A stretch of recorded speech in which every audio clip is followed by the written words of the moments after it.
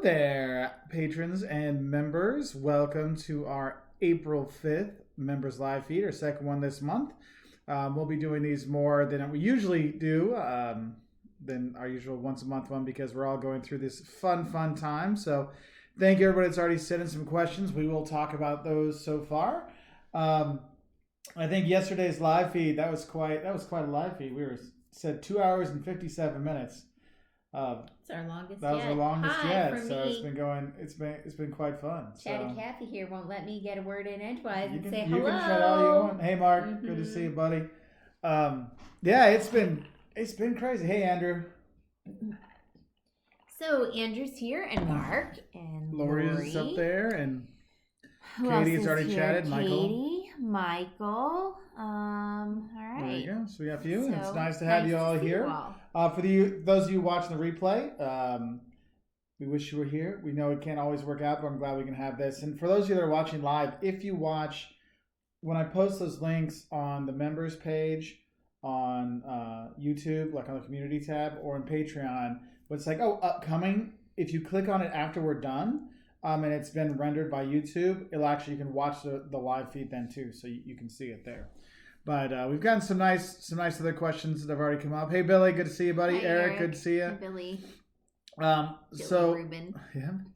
So Andrew was asking favorite small town outside of Bruges and Ghent in Belgium. So I'm more of a Flanders person. I know you can go to the Ardennes region, which has really, really small towns, and it's like more of a wooded area, I guess you would say. You don't have as much of the town feel. It's much more the small village kind of stuff, so it's kind of like hopping around. So there is that. But I actually, if you can do a day trip, like I was saying in the comments, if you can do a day trip, do the World War I battlefields. I mean, it's a whole day. You'll go and they'll show you the trenches, or show where all that stuff was, the foxholes, all those things. But also you'll see, like, I remember when I did it, you're driving down and the bombs are still popping up out of the ground. And when you do that, the whole tour is quite outstanding, because you hear the really horrible stories, because like people would fall, because it's like clay there. Mm-hmm. And so if people would fall back like a turtle in the mud, they couldn't get their packs off. You couldn't go down to get them, because you get stuck too, and you get kind of sucked in. And so you just have people just stuck there, and just bombs going off. It was just horrible when they would talk about like what was going on. But it's extremely moving. And then on that, they usually stop in Ypres. And Ypres, you'll see the city looks like it's 1,000 years old. But you'll look around, you'll see all the cornerstones are 1945, 1954, something like that. They rebuilt the entire traditionally. City. So Andrew, that's one thing I would say. Katie Smith, have you ever needed medical or dental services overseas? How was the quality of care? Yes, a lot. So let's start with Portugal. We lived in Portugal. Liam was born there.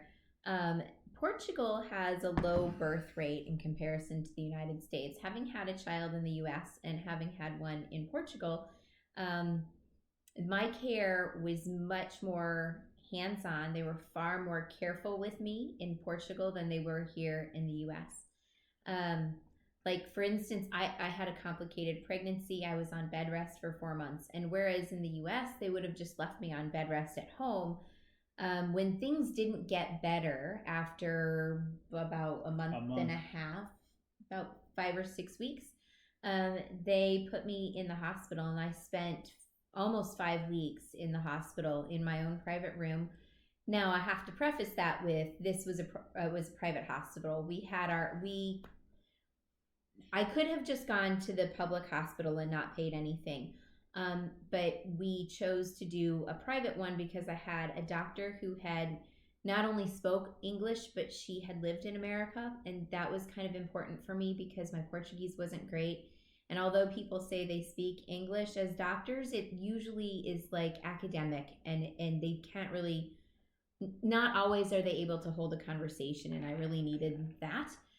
The other thing was that one of my dear friends who is Portuguese, she had her son, and it was like a 1950s hospital ward in the public hospital. There were like 12 women and their babies and all this. And so we pulled the trigger and went private.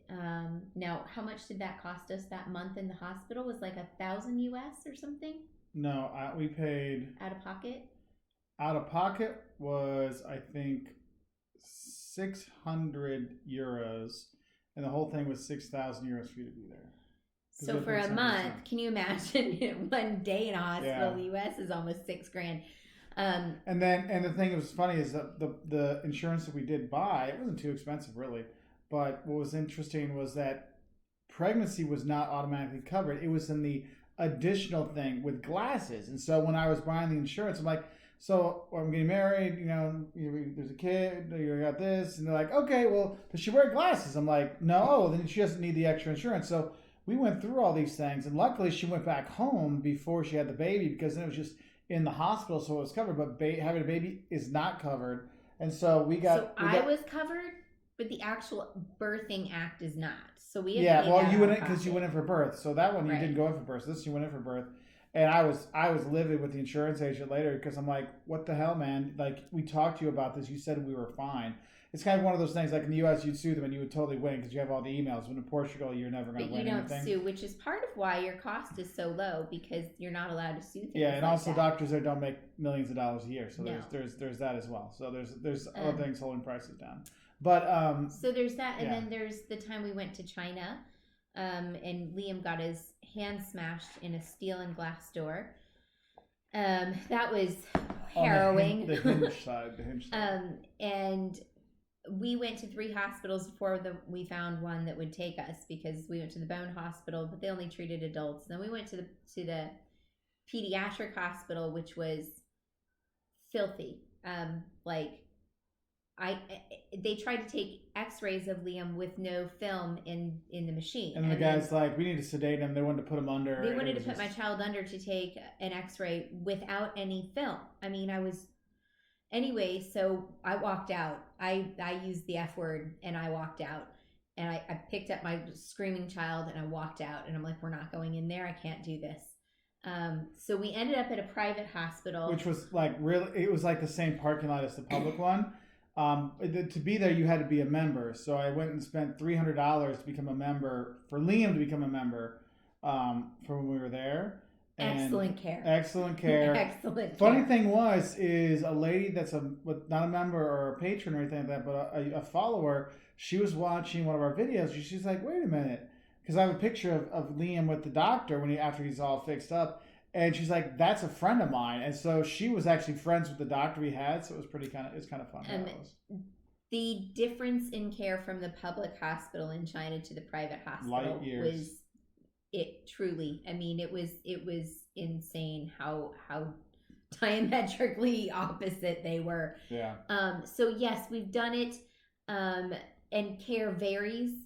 Yeah, like I got my collarbone broken when I was skiing in Finland years ago, and the guy just like ripped my shirt off. I thought I was gonna die just when they ripped my shirt off. They're like, yeah, it's broken. I'm like, thanks.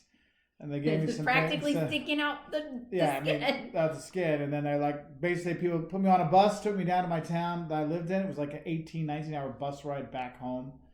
It was horrible. I was in so much pain. I got in, they go to another doctor. Well, the best part was the study abroad people I was with, they like, since we got in early, because we were supposed to even later, and so they picked me up and dropped me off at my host family's house, but they were all at work. So they dropped me off, and I think the guy like, hey, let me drop my stuff out and then we'll go to the hospital. It's like, okay.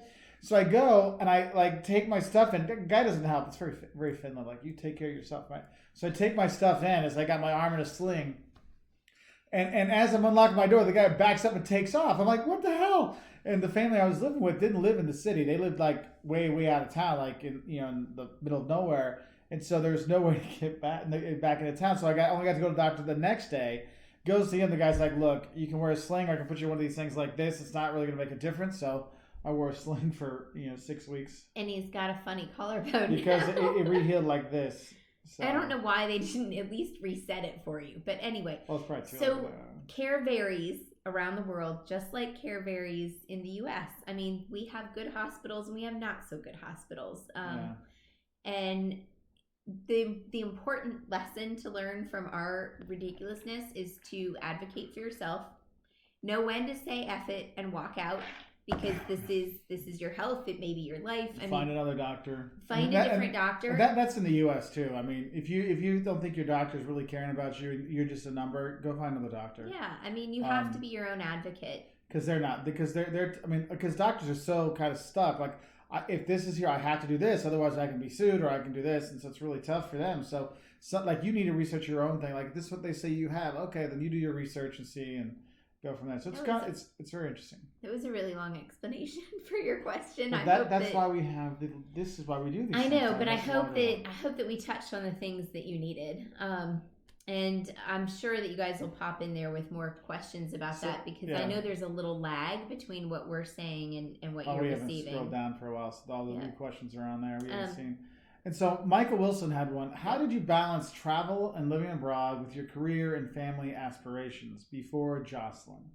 There was no before Jocelyn. Yeah, exactly. So I was traveling. I started traveling in high school. Like I was an exchange student in Australia and Finland in high school. And then in college, I went for a semester in Argentina. I went for a summer in Austria. Then I have a master's in Germany, PhD in Portugal. And so I've always been traveling, like since I could.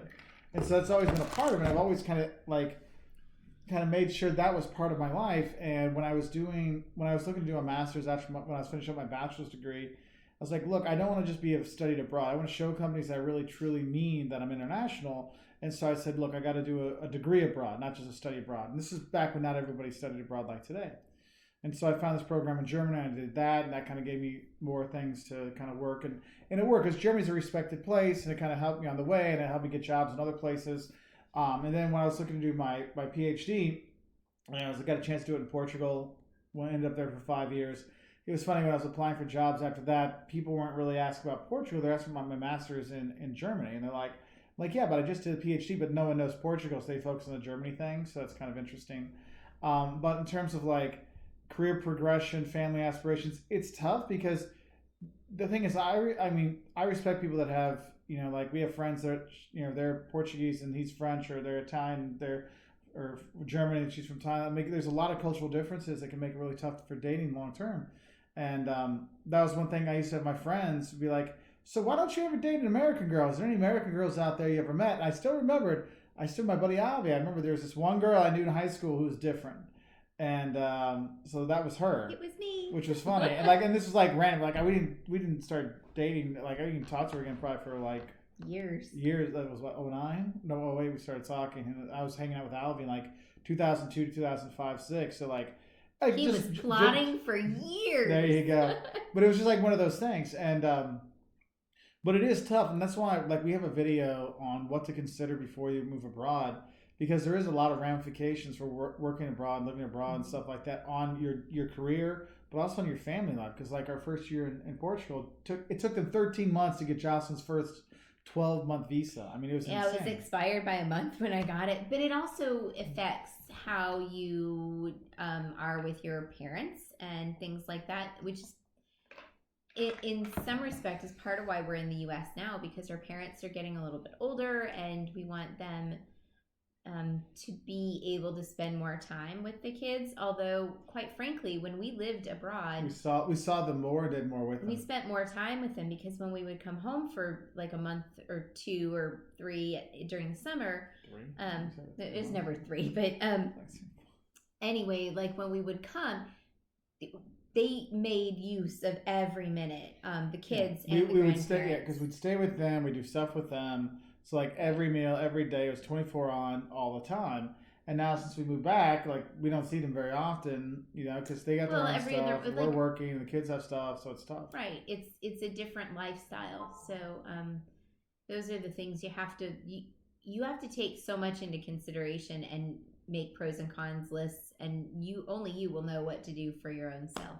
So. Yeah, so it's not easy, and like I was saying in the comment I wrote back to you, like some days the career wins, sometimes the travel wins, sometimes the family wins, sometimes everybody wins, sometimes everybody loses. So that's the truth. Like last night, the kids actually fell asleep quite early last night, and I'm like, and Josh is like, I'm going to bed, and I'm like, I'd love to go to bed, but I got to put out tomorrow's videos. So I was up till about 1 putting together the don'ts of Buenos Aires, which no one is watching. But no one's watching anybody. It was kind of funny because I thought that one would do better because it's kind of a popular destination. But I'm like, you know what? But there's people that have been commenting saying thank you for putting out nice content and putting out new content with all this going on. So I'm like, and then other people are like, you're supposed to be staying home. We're like, dude. Yeah, I'm like, I even say we're here in July and August.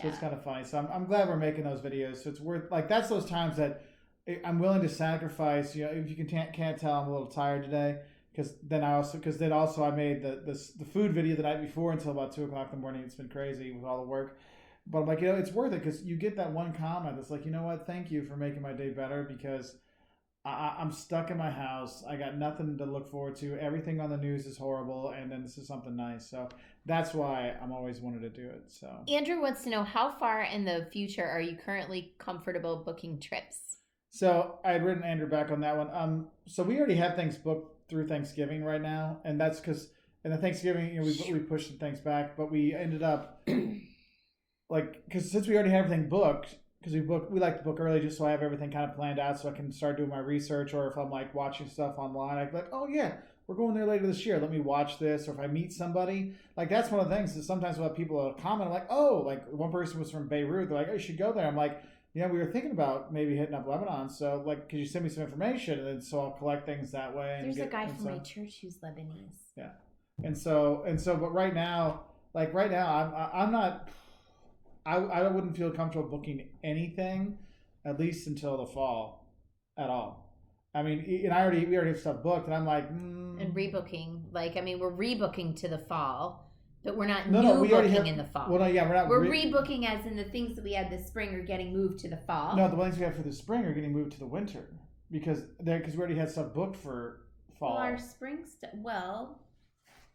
Okay, you call that winter, I call that fall. Okay, November. Winter doesn't start until December. Yes, well, our next our summer trips are going to be the ones booked for Christmas. Gotcha. And then after that, that's why some people are getting upset with us. Like, I thought you said you were going to this place, to this place. I'm like, well, no one's going anywhere right now. We just need to. Yeah, everything's so thrown out. I want to point this out. Lori Sims has a really great, helpful tip to save some money. For those who drive a lot but are now not because you're not working, etc., call your insurance, your auto insurance, and request a mileage reduction on your premium. She saved hundreds. She's also from California, so the driving there is excessive. Yeah. So keep that in mind. That's a great tip. I think that's wonderful. So Eric, Billy, Michael Bond, Mashay, good to see you. Megan, shout outs, Lori. Paul is here and Sherry is here. Happy Palm Sunday.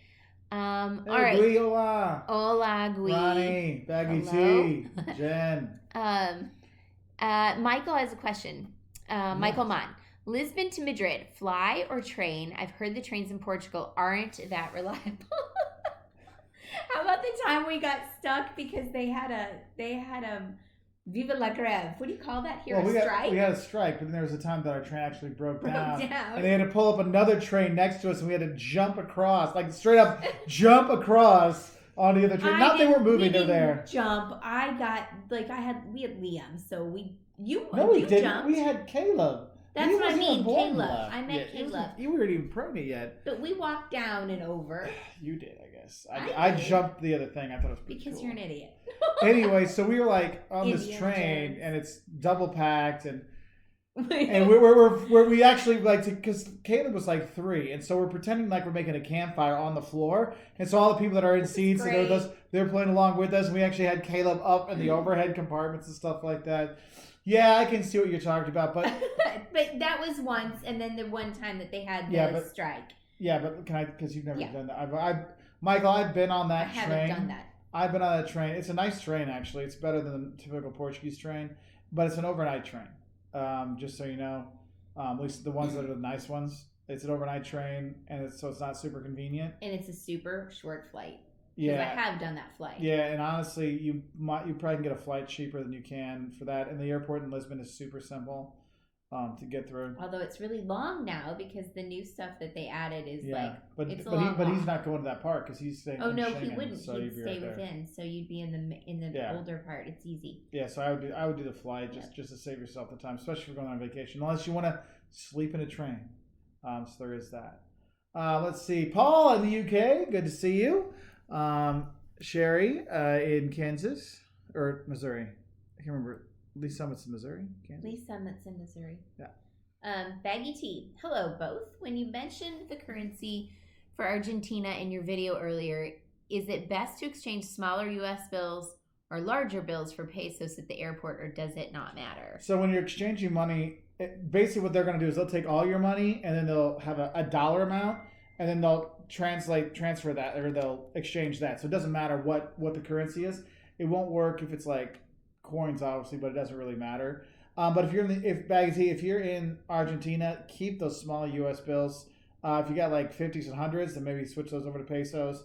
One thing I did notice that not a lot, but enough places in Buenos Aires that you were like had to make sure is they would have the credit card sign outside, but then when you try to use a credit card, they're like, oh, our machine's broken. And you're like, well, I got to get money now to pay. And there's not a lot of like there's ATMs there, but they're not as easy to find.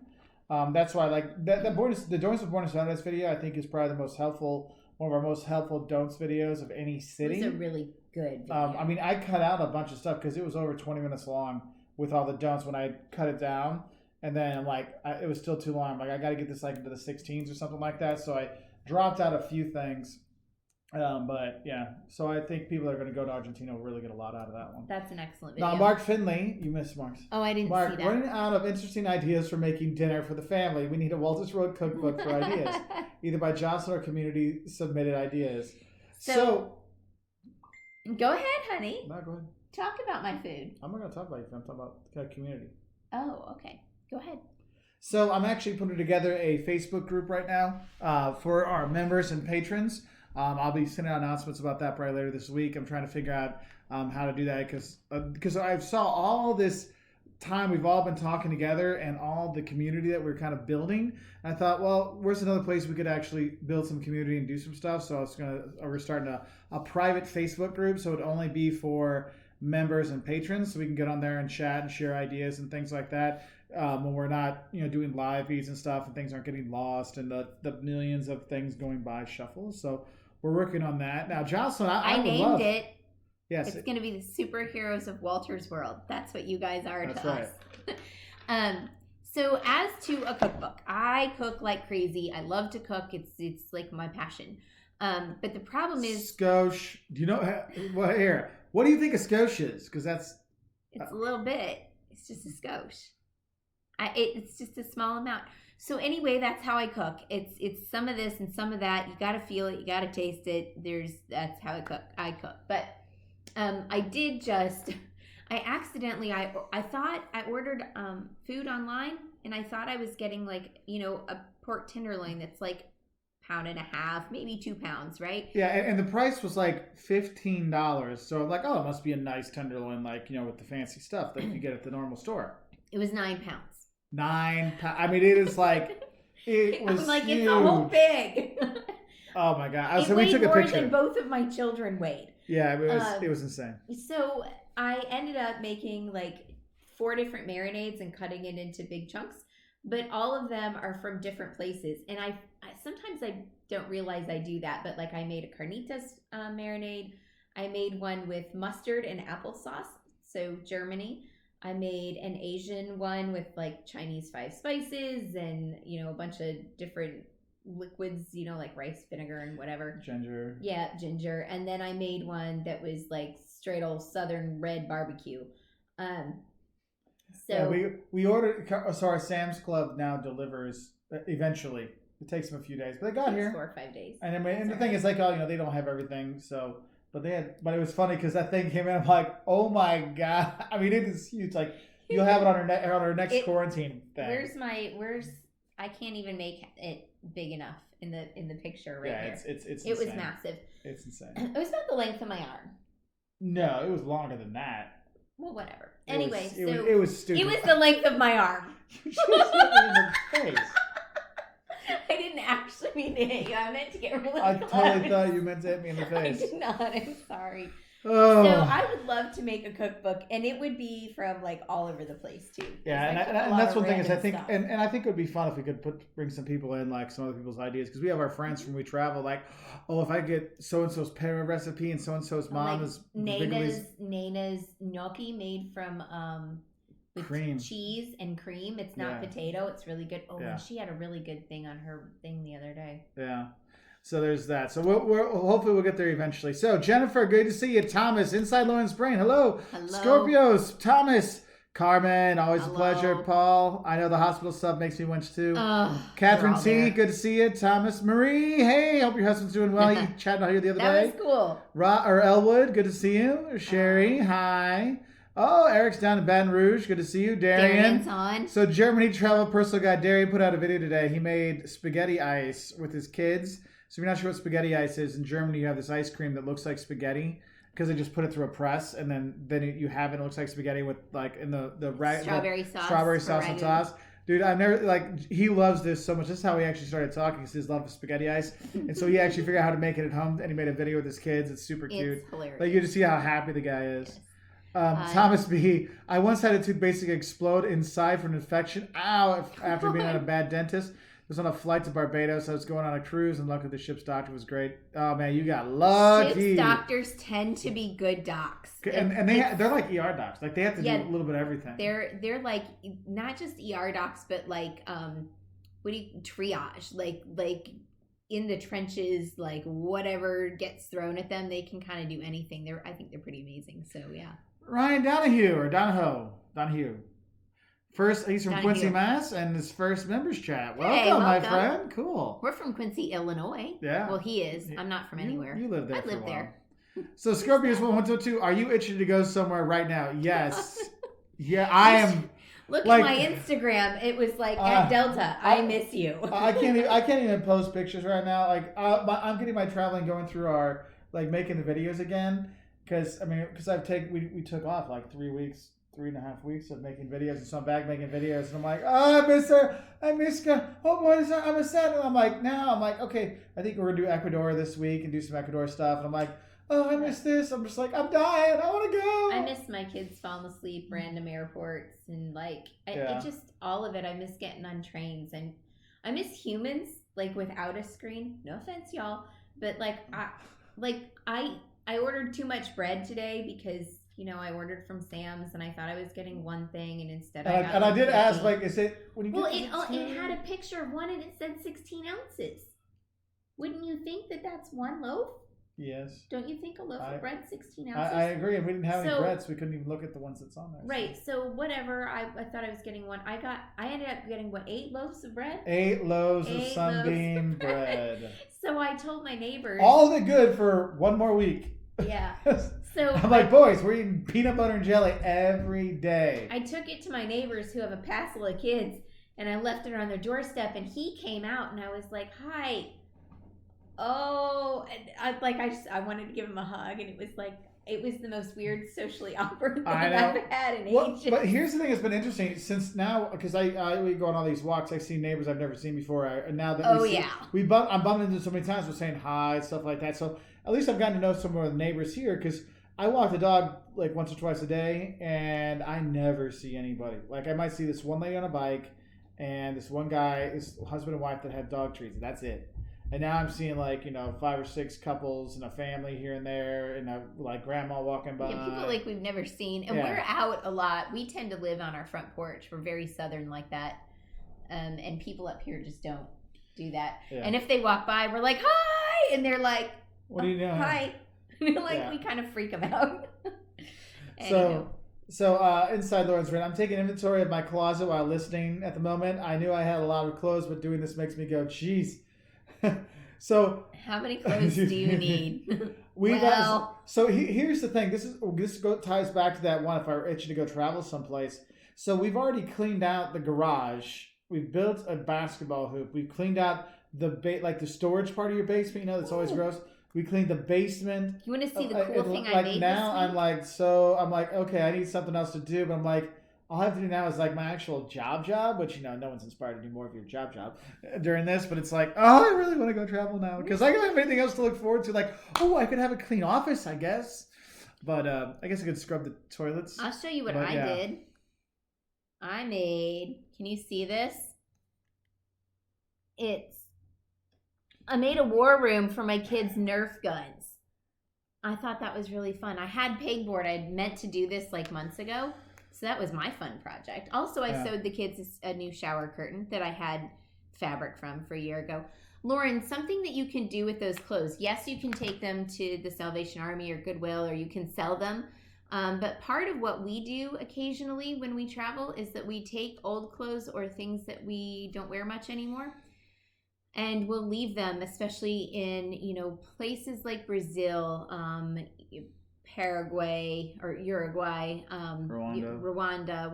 Lithuania. We leave clothes. Sometimes we'll talk to the person taking care of our room, or maybe a guide or somebody. And Brazil, we always left them with the cleaning staff. Nicaragua, we took them. Caleb took up a collection, and all the kids in his class, his teacher donated a backpack, and all the kids put in things of their own to give. So that's a good way to kind of get rid of it, and that they're going to people that need it. Now, I know there's like 1,000. You guys have been commenting so much here. We're just kind of going slowly through because this is what this one's for. The campaign, we're trying to develop the logo and the stuff for the shirt. Well, not the logo, for the design for the shirt. So hopefully we'll have the final design here this week so we can announce that. And we were trying to figure out if we're going to donate to Meals on Wheels or if we're going to donate to our local food bank here. Either way, it's going to be a food-based thing. It's going to be a food-based thing because we know there's a lot of families that are going to be hurt and they're going to need food. So we're going to try to use it for good. Personally, on base. So, Michael. I spread on the road. 30s, I settled down, but I still. So I thought I have a 5 love and hates of Brazil, and I can't find the 5th hate, and because I filmed it in a few different spots, and it's like, and now we'll go to the 5th one, and I'm like, dang, where's the dang 5th one? Like I had that with we had a 5 love and hates of Ottawa, 5 love and hates of Nice that I never finished because I'm like I'm missing one, so I might. Some of those ones I haven't been able to find the 5th or a missing thing. I might just make that a patron or a member exclusive, and we'll do that. So Eric asks, is it true that Americans work a lot of hours, 50 plus hours each week, and only have 2 weeks of paid vacation per year? Yeah. Yeah. That's not uncommon. The average work week is 40 hours. But I will say that I feel like a lot of smaller companies are actually getting better. I don't know about larger corporations, but they're getting better about giving you like 2 weeks paid and then like a week paid sick and then maybe like 1 week somewhere else that is just personal time and it's maybe not paid. But if you save it all up or push it together, you can get like a month. I know that's pathetic compared to a lot of other countries. It's nothing like, something like the 7 weeks in France. Like I remember my friends in Germany are like, oh, yeah, I started work. I'm going to take the first 3 weeks off. And I get there. I'm like, what? You can do that? Because I know my friends, when we first went to school, it's like, yeah, you get like 5 days vacation, but you can't take it off in the first 3 or 4 months and something like that. Mm-hmm. So it is kind of interesting. And Ryan Donahue makes a good point. Some companies give you 4 or 5 weeks after 5 to 10 years. Yeah, you kind of accrue like my work, because my mom worked for the university. So, I mean, technically I can have days off, but I figure since I'm teaching, I get those other days off anyway. So I'm not going to ever do that. But I know my mom was like every year she got like another like half day off or something like that a year. Yeah, sometimes it's like everybody does it differently, but it'll happen. Okay, so Elwood has a 14-day self-drive of Austria in mid-August. Thoughts? I wouldn't book any extra rooms right now. If you have stuff there, wait and see what's going on. Because I don't know how Austria is doing with theirs, and we don't know when things are going to open up again. I mean, maybe, but I'd say 40, 60, maybe, yeah. But no is more likely. But you never know. We don't know. That's just it. We don't know how things are going to go. But because we have trips, we have stuff that are booked. Like I have stuff booked in August with my mom, my parents, and I'm like, I'm not even going to let them go. If it's kind of cleared up, I might go film and get some stuff and try to get people out traveling. But my parents, I mean, they're in their 70s, and so I'm not going to take any chances with them. So that kind of influences a lot. So yeah. Hop is here. Hello. Oh, hey, Hop. Nice How you doing? All right. And Melissa is here from Vancouver. Hi. Hi, Melissa. The Gallivanting Gals are late, but sorry for it. It's all good. We're glad you're here. All right. Okay, so Michael Wilson, what do you use as your primary source of research of a destination's history, culture? YouTube films, travel, or historical books, travel shows? I use everything. I will watch a ton of YouTube videos. I will read a ton of blogs. I have a whole library of Lonely Planet, DK, what else? National Geographic books. Also, like when I have people that'll comment and be like, "Oh, I'm from here," I'm like, "Hey, what else?" And I'll ask people for my information there. That's probably one of the biggest. That's one of the biggest ones. And then we have friends, a lot of places we're going to go. And I actually will go through some of my friends. Like, here's what I have so far. Is anything you want as a local you would want tourists to know? Because some of the stuff we don't know because we're not the locals, but the local could say, "Hey, you know what? Check this out." And so I always try to do that. So it's a lot of different stuff. Like I get as much as I can from all over. So we try to get as much firsthand information, or at least run our stuff by other people for their firsthand. So yeah, and the thing is I don't just blindly make the list like we're gonna film it. That's why we'll go and we'll travel. And I never film the first couple of days. It's more like we get there, let's get a better feel for it. Because most of the time we're going places we've been to before, and then make sure I get a really good feel for it. I'm like, you know what? I don't really believe this one, or like that was obviously a stereotype that was true, but it's not the same anymore. And so there's a lot of that. We have to chuck a lot of things. Yeah, like that's why I'm like looking back. I'm like, well, I don't really want to. I don't know if I should redo old videos, but you know what? I really probably should redo. Like some of the love and hates videos, I want to do them in a different way. So it's not just hates and then loves. I want to do like back and forth and make it updated and stuff like that. So I see those things as possible future videos, going back and redoing things. Like some of the early shock videos, they've got millions of views, but I'm like, they could be better and we could do something to make it a little more clear for people. And I think that's one thing we learned. And that's why I've kind of evolved things. So we've had the love and hates, the shocks, the don'ts, and then this new series on mistakes. And I kind of have it in terms of if it's funny, if it's like a funny kind of thing, it's going to be a shock. If it is more of a serious travel thing, it'll be in the don'ts. If it's like a little thing that might annoy you or something you might want to know, that's going to be in the mistake one. So I'm trying to be better at kind of setting those things up. Okay. Yes, Bean Smith made 2 chats in a row. Woo-hoo, good job, Brian. Michael Wilson talks about that. Rent fee can be a bit pricey for sure for the Michael Mon, thank you for only doing lightweight carry-on. Proud of you.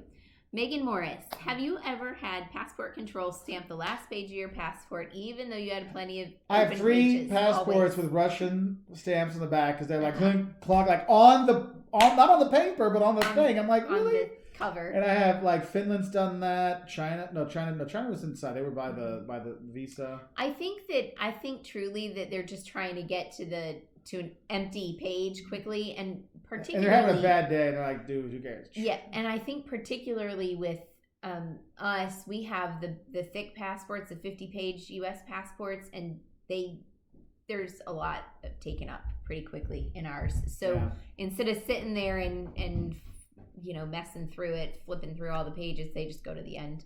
Yeah. Yep. Or there's like life. I don't care. Move on. So that is that. Means to travel. Good to see you all on here. Hey. All right. There we go. Oh, Michael Mon just got a message from Delta today stating they're extending all medallion benefits a year. Guess it really would have been nice if you would have gotten your platinum last year. I know. What, baby? No, I'm just. Oh, you're just giving me some love. Do you want to say hi? Yeah. Okay. No. That's cool. Yeah, I haven't got that message yet. Dang, nice. That stinks because I missed platinum for this year by what, 1,000 miles? Yeah. Well, no, it was more than like that. 2,000 miles. Whatever it was not enough. It was just over what I would need to get to Savannah and back. It was like 3. Maybe it's 3,000. Yeah, because we had to cancel. We canceled. Oh, that's right. Because our Israel trip would have been like 10,000 miles, and that was over Thanksgiving, and so that got switched to Aruba, and so from 10,000 to like 3,000. So there was 7,000 missing, and we ended up going to Savannah, but we were still we were like 6,000 off. I missed it. Yeah. So. Anyway. So Thomas B, I should reactivate Facebook then. Give me a couple days, we'll send it out, and I'll post the information on our feeds and stuff like that when I get these things kind of set up there. Scorpius from outside Chicago, good to see you. Trying to go to Rome next year. Should I try to do just Rome or do a day trip to Pompeii or Tivoli? Don't do just a day trip to Pompeii. I mean, you can do a day trip to Tivoli, but to Pompeii, you're going to go down to the Amalfi Coast. I would like maybe break that into a Rome and the Amalfi Coast vacation. That would be a better way to do it. And stay in Sorrento and use Sorrento as your base. Go to Naples for a day. Go to Pompeii for a day. Go to the Amalfi Coast for a day. Go to Island Capri for a day. So you got like 4 days there. So if you got a week, let's say it's a 10-day weekend, that week and a weekend, I would do like 2 or 3 days in Rome, then the 4 days on the coast during the week, because then you have the weekend travelers. Then the next weekend back in Rome. That could be something there. And part of we say that partially because Rome is really condensed. Yes, there's a lot to see, but you can see so much of it because it's really close by. It makes it a little bit easier. Yeah, I agree with you, Gallivanting Gals. Delta has been really good throughout this. Michael Mon, don't worry, we'll still be in contact. Even if you don't have Facebook, it's all right. We're just trying to figure out more ways to like help build up our community and give people time to talk. Because eventually, you know, we'll be out traveling again. Because I'm like, wow, if we could keep doing these Saturdays and Wednesday things later on. But I'm like, no, but then we'll be traveling, won't be able to do it because getting consistent internet when you travel that can do streaming. I mean, we've only done a few streams when we've been traveling because it's really, really hard. So it is. So there's that. Let's see. Yeah, can you see? So we're only at your comments from the Facebook thing Katie right now. Smith. Where's Katie? What sites and resources do you use when planning a trip? Do you plan to retire abroad one day? I think we'll probably live a lot of different places when we retire. I don't think I'll ever retire. I'll be the old man making videos and teaching classes online. My dream is to win the lottery and buy a small apartment on like every continent in a place that is fairly easily accessible to airlines and things like that. That's my dream. It's not going to happen, but whatever. All right. Oh, and they're extending the companion ticket deadline. It's nice. Oh, that's great. Cool. Yeah, excited this one because I've actually missed out on the companion ticket one year because it was like, oh, that's right, you have to be back by the end, and I've been saving it, so I used my one for this year already with my buddy Max. I'm like, no, we're gonna go because I'm not gonna lose this one. Yes. Bruce Diamond. Hey, Bruce. A Gauche is a unit of measure for recipe ingredients used by Italian my Italian mother-in-law, and this Greek girl too. Yes. Inside Lauren's brain, yeah, we have thought about collecting different recipes from different people in different countries. So that's some other stuff that's going there with there. Here's the other thing: is when I cook like with his Brazilian mom, it's some of this and some of that, and her empregada who comes in, we cook together, and it's some of this and some of that. And often there are things that I can't get in the States. Like, as we, it's going to be easy for us to get all the stuff from feijoada. Yeah. Affogato. Do you like affogato? Yeah? Right? We just know if you spelled it right. Larry, she doesn't. I don't know. Affogato. I don't know what it is. We have to look that one up. But that word is familiar to me, but I can't think. So Paul was looking at hitting up Iceland or Japan the last 2 years, thinking of going those places. Eventually, you'll be able to travel again. You'll be able to get there. Should be both more pricey when you're there. You can get to Iceland relatively affordably, though. Japan, actually, the Japan flights were like the top. If you're going from the U.S., were similar to the prices of going to Europe. Same thing for South Korea, so there is that. Oh. Michael Mon, of course your wife and daughter are wonderful cooks because they've got a wonderful Michael, my friend. An affogato is an Italian-based coffee dessert. It usually takes the form of a scoop of vanilla gelato or ice cream topped with or drowned with a shot of hot espresso. Some variations also include a shot of amaretto, bicarin, or other liqueur. See, fun fact, I do not like coffee or the smell of coffee or the taste of coffee, so anything that has any of those things, I'm like, nope. And I know that because I used to bartend. I've never had one. I'll have to try it because I do like coffee in Italy. In certain places. I don't like American coffee. I like really strong, thick, gotta chew it, that kind of coffee. Like you cut it with a fork and knife. Greek and Turkish coffee. Give me that. Yeah. So it means to travel. I've really been liking the Argentina content lately, guys. Given the cooler temperatures, would you ever go back in July and August? Yeah. You don't have anywhere near the number of tourists. You really can get in and get a lot of places without being overrun. So that's kind of nice. And the thing is, when you're going to Argentina, a lot of it's South American tourists, and they don't like getting in the cold. They don't travel as much in the cold. They go in the warmer weather too. So you really have you can enjoy the town really like a local at those times of the year. So, and the thing is, it's cool, but it's not raining or anything like that. So it works out fine. Carmen says, it's okay, Jocelyn. I'm not from anywhere either. Maybe it's because we're from almost everywhere. That's how I feel very often. Thank you for being in the boat with me. Yeah. All right. Oh, wow. We're really slow. We're really Sorry. slow tonight. All right. But that's the thing we want to do. That's one thing is we take this time to really go through everybody's questions and stuff like that. So I'm glad we can do that. Lauren had some laughing gas and couldn't stop laughing. Oh, when they got apparently a lot of people had some teeth issues here. I've had some issues with that too. Oh my goodness. Yeah. Oh, Thomas B was supposed to be in Malaysia next week. I'm sorry, man. and Andrew is supposed to be boarding his flight to Europe in 37 minutes. Oh, that gets you. It just gets you. All I know is the other day, I looked up and there was an American Airlines flight was coming in. I'm like, that's weird. I hadn't noticed those lately. So it was kind of interesting to see that there are still a few flights going, especially for a town like ours where there's not a lot of things going on. I like that. I heard the doctor. Lauren, you still with me? Yeah, I've heard those are fun times. Oh, good. Thomas has a lot of baking, garden, furniture, table, shelves. Still have a good bunch of wood around. That's cool. Actually, there's a friend of mine. He runs the Lasting Build. He's on Instagram, but he also does videos. He's a YouTuber, and we met at a YouTube thing. And he actually does all kinds of stuff. And so he's building all this kind of stuff. So if you want to know about those things, he's a good guy to check out. He's actually an ER doctor and during the day, and he does a woodworking channel on YouTube at night. It's his way to like get away from it all. So kind of neat. Welcome, Bia. Darian, I'm glad I could give you an idea for your kids for Billy's guns. Yeah. Well, has the chat did the chat freeze on you guys? Oh no, we got yeah. Shoot. Well, it just jumped up about 400 posts for us. Oh my goodness. You guys, I'm sorry. We're really Bia, slow. I'm glad you're here too. All right. So Baggy T, people think I'm way too obsessed with traveling during these times to write it off as escapism from the stuff going on. Dream away, folks. Dream away. I agree. And I think I'm actually so the last 2 weeks, like I was telling you all, usually March is probably one of our top 3 months out of the year. Usually the second biggest month of the year we have. Because usually like one random month in the summer, and then March is the big one, is another big one. And so usually it's between 120 and 150,000 views a day. And now we're like the last 2 weeks, it was like 18,000 or 20,000. I mean, it just completely disappeared.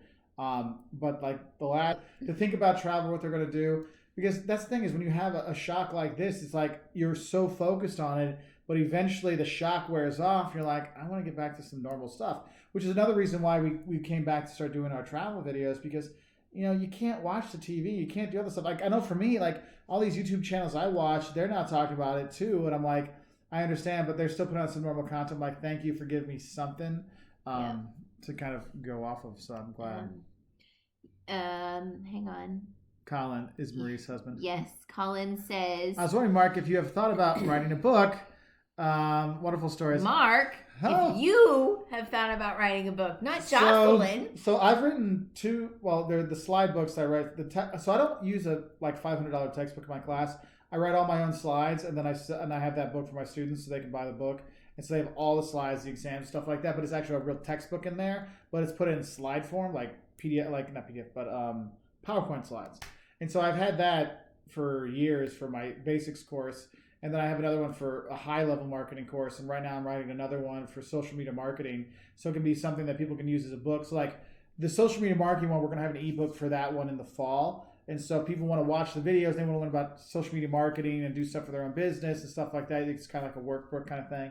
I have some of those. In terms of the travel stuff, I think that's one I probably should start writing down some of those things, because I know a lot of people have done that, and like Gabriel Traveler and Nomadic Matt and stuff like that. So probably need to put some of those things together. So that is definitely on the road. But running the 2 channels, and now that my teaching is all online right now, like my entire life has been sucked into this computer in a video form. So, but eventually, hopefully, I can get down to that. Ronnie Dove asks about several different Canadian cities. I'm a big hockey fan. I would like to do a 3-day weekend to see the Penguins play.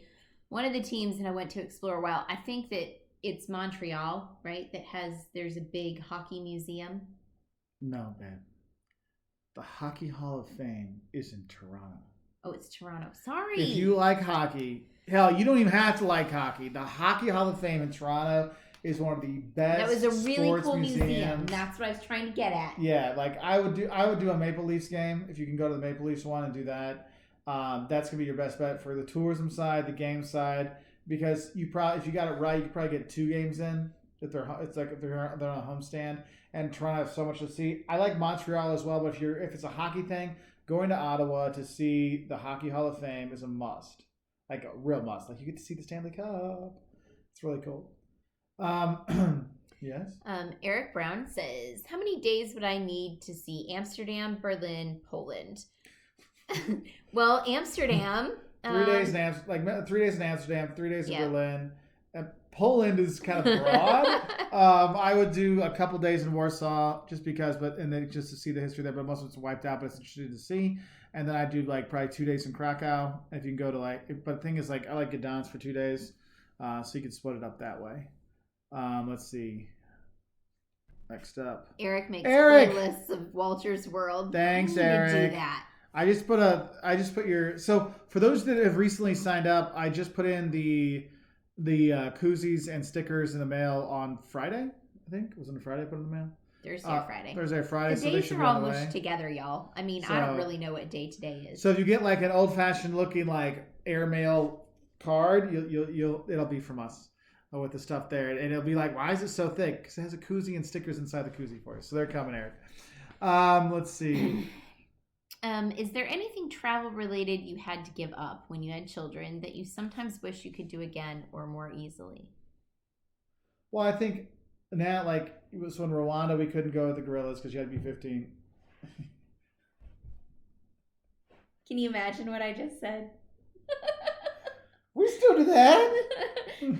Not like we No, did not like before kids. No, I'll let you all. Oh wait, I bet we'll know when that shows up in the In the feed. Yeah, I don't know what to say on that one. Aside from that, yeah, it's more the over the top travel stuff. You know, like you can't do. I'm not doing Antarctica right now. I'm not doing really expensive things because it's times 4. It's just beyond what we can pay. That's but otherwise, kind of, for me, that's it. It's that times 4 that we can't necessarily afford to do that I would like to do. And there are places like that I want to take the kids. I don't mind going, like when we went to Turks and Caicos, it just the 2 of us, because it's really expensive. That was great. It was cool. And I don't mind the kids missing out on that. I would mind the kids missing out on Bhutan. yeah, but we can't afford to go there yet. And that's a huge savings. And then there's like India. I wanted to go when the kids were older in case things happen or anything like that. I want them to be able to explain, hey, it's running to go. And Liam's pretty much there now, so it's kind of okay. But that's one we kind of held off on. But it's coming. So right now there's nothing really holding us back anymore with the kids aside from financial Except stuff. sometimes the age restrictions Yes. occasionally, but those are few and far between, really. Yeah. So Bia. That was her question, baby. Sorry. How old were you when you first crossed the equator?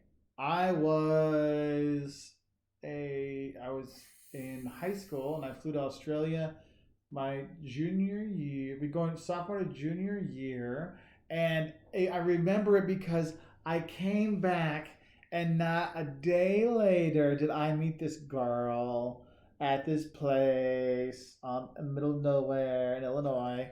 So yeah, I was in high school. First time I went across the equator. I was in my 30s, I guess. Yeah? Yeah. I'm still in my 30s. So gallivanting gals, I like their comment. Driving the Amalfi Coast is probably our worst driving experience. Yeah, because the roads are like this, like all the time. I mean, which one of you had the plastic bag going, oh my God, slow down? Yeah, it's horrible. And the that bus. Would be bad on a marriage. I've taken the bus that goes through the Amalfi Coast multiple times. The bus. vomit bus, because every time I've been on there, someone's throwing up in there, and then it's like the domino effect. Oh, it's so bad. That's why I went there with my parents. My brother, and his family. And we ended up getting a driver, and so like the driver knew, so he was a little bit better with it. He had a smaller car, but also he was stopping because my mom wanted to go to every single pottery place, so like we were stopping like every 500 meters. So wait, funny. There's this. He's like, oh, there's something we can show up here, so we got to stop a lot. So that helps. That's why I love shopping with Kathy. We're like, see ya. It's great now that we have each other. Yeah. Anyway. So Melissa, I'm glad that you were able to do Venice well with our stuff, and I'm glad that you were able to do it before the lockdown. Yeah, it's a wonderful place. I missed there. I was so excited to get back there this summer, but we'll get back. Hop has a question. Couple of Chicago questions. Yeah. If you only have 4 hours to visit the city, where would you start? Is it simply a case of Sears Tower or the Hancock Building? Don't do Sears. Go if you look want, at it from outside. That's fine. If you have 4 hours and you're actually 4 hours in town, if it's not coming from the airport, if you're going to do one museum, you're doing the Art Institute of Chicago. If you want to go grab a drink, Go up to the top of the Hancock building. Don't do the tourist thing. Go to the other elevator. You can go to a bar there and have a drink at the Hancock and see the whole city. And the drinks there are actually like normal Chicago prices, so it's not bad. So I would do that. Then head down and grab a deep dish Chicago pizza that takes like 45 minutes, so you can order and walk around, and they'll be telling you when it's ready. Or get a Chicago dot, or hop into a Portillo's and grab something there. Yeah, that'll take all your time. And you'll be on Michigan Avenue, so you get to see the majority of all that. I would recommend, and you'll pass through it, but I really love the bridge over the river. That's like one of my favorite things about Chicago. Yeah, because you'll see the Wrigley Building and the Tribune Tower and stuff. That's my favorite. I could just stand there for ages. So. Okay. All right. I have never cashed in airline miles before. I now have about 75,000 miles on United. Any strategy of getting most value? I'd like to get a trip to Europe. Okay, so here's the thing with miles these days, they're not as valuable as they used to be, because now like everyone has their different things like, because it used to be 50,000 miles you can go to Europe, and now it's like 100,000 miles you can go to Europe off season on Tuesdays when you don't want to go. So you really need to see what works. And so what most people say is your best payoff for your miles is actually using them for upgrades. So you buy your economy, not the basic economy, because they won't let you upgrade that way. You want to buy like the normal economy. Well, some don't. But you do that normal economy seat, and then you upgrade with that. And that way to kind of like get yourself there. And you don't necessarily have to do it for every single leg. You might just want to do it for the long legs. Like I was talking to somebody the other day, and I'm like, because we get upgraded a lot because we travel so much, but not all the time. But I'm like, look, I'm not going to pay for the upgrade for the hour-long flight. But if I got like a 6-hour flight and I got to like, sometimes I go to conferences and I've got to talk, like I land and then I talk that afternoon. I'm like, no, I'll use my miles and upgrade to get like a little more sleep, or at least rest up, or at least have the room to like work. So there is that. So that's usually the best. When we totally dissed United, because they dissed us so many times, we had hundreds of thousands of miles, and I ended up just buying, like, I think that Christmas I just bought Christmas gifts. Everybody got a Kindle. Everybody got had a good Christmas because we had a lot of miles. Because I was just because there isn't. Oh my gosh, the guy's here. Oh, Jim's here. So normally what I would have done is you can gift miles, and we were thinking about doing that, but United made me so mad. Like I was literally crying, like sobbing in the airport, and from that moment on I was like, I can't give these to somebody. I can't give bad. It's why we don't give. That's why we don't give advice to tell people to go places that aren't worth going to see. So anywho. Yeah. So let's see. Hancock Building would be my opinion. Yeah. Jennifer, my kids didn't have any kind of graduation from nursery school or anything, so. Well, they had it from kindergarten. There's kindergarten graduation. Oh, I guess we did. Yeah. But they got little diplomas. You could just print off like a little fake diploma thing and give them that, and play the music. I can't sing, so I won't do that to you. So Lori wonders, I wonder if American Express Platinum will extend the renewal charge with lack of travel allowed. Yeah, that's the thing, because I was looking at getting the business reserve card from American Express, so I could get all the extra things. So I'm like, wait, for that fee, and if we're not going to be able to travel, there's no point in paying that fee because you're not getting anything out of it. And so I ended up not getting it because I'm like, I'm not going to travel enough to make it worthwhile, that thing, because I'm not going to, because it's like a $500 thing, but you get access to all the lounges when you go. And so when I would be flying all the time, then it adds up. It could be worth it, but now it's not. And so it's kind of interesting what you'll see, and that's why I also wonder about some of the deals they had. Like, hey, if you sign up for this, you get like, because it was like if you spent X thousands of dollars, you get like 100,000 miles and all this stuff. I'm like, the only thing we're spending money on is Sam's Club to get us food sent here and our bill, like normal bills. Like you can't pay your mortgage with a credit card. So these are not ours. Yeah. Darian is 2,000 away from a free national flight to Germany via Delta. Awesome, That's buddy. Very exciting stuff. Nice. We know how that is. In Rome, the highlight for me was the Vatican excavation tour. Seeing St. Peter's bones in his tomb took my breath away. I haven't done that one. We haven't done the excavation. We had that option, but our group was too big. It was, I remember. So we didn't get to do that, but we were supposed to be back this year. There were a couple different like tours that I wanted to do. I wanted to do one of the Jewish Quarter, and I will add that to my list too. feijoada. We Yeah. have it every I'm saying Wednesday and Saturday. Heck Saturday. yeah. We had it every Saturday. When I lived in Brazil, every Mhm. Saturday that's what we had. And if my Brazilian mother didn't make it, we'd go out and get it. It was pretty funny. So Michael Mann's got the Delta Reserve, and it is a bit steep. I'm guessing the fee will still be due. Yeah, I want to guess a lot of the fees will still be due for a lot of these things. So, yeah. Bia, I broke down and did the whipped coffee trend though because it looked really cool. So in my marketing course for the Professor Walters channel, not this week, but like in the next couple of weeks, I'll be talking about viral videos and What's online whipped videos. coffee? Just look it up. Just go on your phone and Instagram. It's a thing. Bia, it's a thing. You know what I'm talking about. And so we're going to be doing. So I'm talking to my students about different viral videos and stuff. And so we're going to have me. I'm going to make viral videos like remember Ice Bucket Challenge, stuff like that. I'll make it and show them these things like, look, why is it doing nothing? What did you get out of this? And so we're going to use those examples. So I'm debating if I'm going to make the whipped coffee kind of thing for that to like have some of those. Whipped Jennifer, coffee. I am a tea man. I do not like coffee at all. Tea. I used to be big into cocoa, but now for some reason cocoa isn't as tasty to me anymore. I just like my tea. This whipped coffee looks like Whipped coffee? No, it looks like you know, frappe. Yeah. From Greece. If you guys have ever Yeah, been to no, Greece, it's but it's different. whippier. It's whippier. thicker. Yeah. I'm gonna have to try this. That's Instagramier. It's Instagramier. So Megan Morris, here's another good tip. Thanks everybody. I've heard American Express Platinum is giving you retention offers if you call. My annual fee is due in May, and I'll be calling. Yeah, and that's one thing is if you call anything, you're like, hey, look, everybody's got these things. I mean, if you're having a tough time paying bills, give them a call. Be like, hey, look, I'm having a tough time. That you've gotten all these emails from companies saying we're here to help. Well, like here, can you help me like defer payments and stuff like that? So that could be something you can look into. So thanks for putting that in there. Oh, Eric, good. Okay, Eric's smart. Darn it, jumped. Eric, slow down for a second. No, he's farther up there. Okay, it was a big jump. Yeah, Sidney Crosby. Wow. Yeah, we're Guys, waiting. we See, you suck. guys are because we're trying to go through these. Okay, a couple of Chicago questions. Okay, we already went through that. Got through Affogato. Slow down. I have to be. T-Man. Okay, we're There here. it is.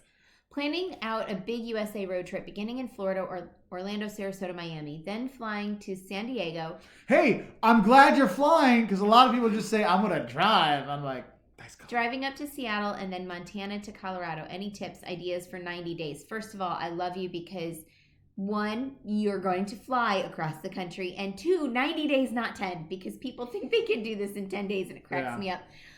So